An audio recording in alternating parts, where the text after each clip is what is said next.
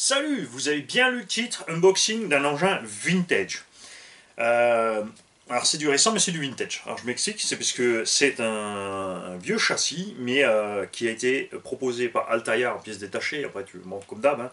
Quand tu as fini de construire ta machine, tu t'aperçois qu'elle était beaucoup plus chère à la fin que ce qu'elle coûte au départ neuve. Et souvent c'est des modèles qui n'existent plus. On a donc ici, de chez Altaïa, une petite Subaru 1 dixième avec sa bonne vieille antenne en mégahertz, pour te dire que c'est quand même pas très récent.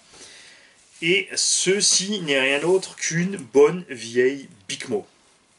Ce qui est dommage, c'est que c'est une sub et que c'est un châssis de motrice. Ça, c'est couillon. Alors, cet engin est là pour être un minimum restauré, remis en état. Un petit problème de fonctionnement. Ça fonctionnait avec une bonne vieille NIMH 7.2. Et on a un récepteur. Allez voir la taille du truc. C'est la taille d'un Vario actuellement au XXIe siècle. Et un variateur mécanique. Contrairement à Tamiya, ici les pistes sont cachées dedans. Et ce qui est super funky, c'est que ce sont les câbles entiers qui bougent. C'est voilà, c'est monté sur... ça se dessert pas, c'est monté sur... C'est mobile, justement pour pouvoir bouger comme ça. C'est assez funky, franchement. Délirant. Une résistance, toujours pour donc diminuer la puissance qui va au moteur. Je rappelle, sur les variateurs mécaniques, quand tu vas pas vite, tu consommes pas moins, puisque la puissance inutilisée pour faire aller le moteur plus lentement est dissipée en chaleur. Transmission de motrice hyper simple. C'est censé être un engin piste ou rallye, il n'y a pas le moindre cache sur la transmission, tout est en plastique, ça c'est dommage. Il y a un diff à l'intérieur. Ça pourrait être un...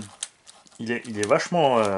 c'est super méga étroit là-dedans, je ne sais pas si c'est un diff à pignon ou un diff à billes, hein. C'est assez space. On a d'ailleurs ici un petit clac-clac qui se fait au niveau de la transmission. L'engin est en super méga état, il n'a pas servi beaucoup, c'est sûr. Châssis à l'ancienne d'une simplicité absolue. Une simple plaque toute droite d'aluminium. Train arrière et avant rifté dessus. Et ensuite une petite baignoire pour poser l'électronique. Honnêtement, on peut largement refaire ça de nos jours parce que ça suffit largement. Évidemment, on a énormément de flex sur le châssis. Et pour empêcher ça, tout ce qu'il faudrait pour empêcher ça, c'est eh bien juste un longeron supérieur. Ça éviterait tout ça. Ou alors un châssis avec une petite bordure, une nervure pour éviter ça. Enfin, en pliage, il y a moyen de faire le nécessaire pour que ce genre de châssis soit viable. L'avantage, évidemment, c'est hyper léger, c'est hyper simple. Quand tu veux faire ton entretien, c'est génial aussi, puisque tout ce que tu as à faire, c'est séparer ces 6 vis, et tu enlèves toute la baignoire avec toute la partie électronique. Tu enlèves ton moteur, et tu peux nettoyer tranquillement ton engin. Donc, c'est pas mal. En plus, le bac maintient aussi la batterie, donc c'est vraiment du tout en un, tu as tout ensemble. Comme c'est un euromotrice, forcément, le poids relativement sur l'arrière. Les suspects étaient déjà hydrauliques. Voilà, elles vont dur, hein. Je pense à les caoutchoucs ont dû durcir et tout ça, tout ça. C'est assez raide, cette histoire. Tu vois. Donc à voir si c'est à cause de l'âge ou si c'est juste une erreur. Enfin, des ressorts. Ouais, les ressorts, ils ont l'air assez durs, hein. Ouais, non, c'est de l'huile. Ça vient de l'huile, puisque ici, on ne revient pas. Voilà. On va donc faire le nécessaire. On verra évidemment avec l'abonné qui m'a eu la machine si on peut lui mettre peut-être une petite radio en gigahertz ou quelque chose. Mais on va d'abord ouvrir cette transmission, voir ce qu'il y a dedans. Problème toujours sur Bicmo aussi. Les carrosseries n'étaient pas de super méga qualité.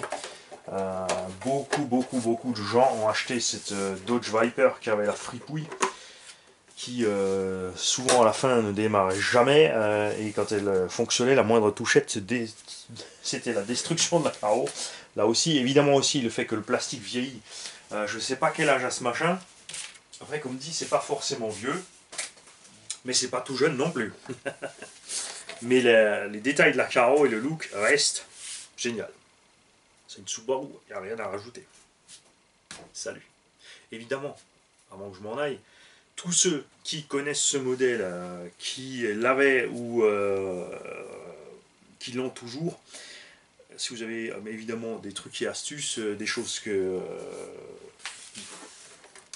vous savez qui peuvent lâcher, ou une solution technique, si vous avez déjà, certains peut-être d'entre vous, exploré de changer la transmission arrière complète ou autre, n'hésitez pas à le communiquer. Voilà. Salut cette fois.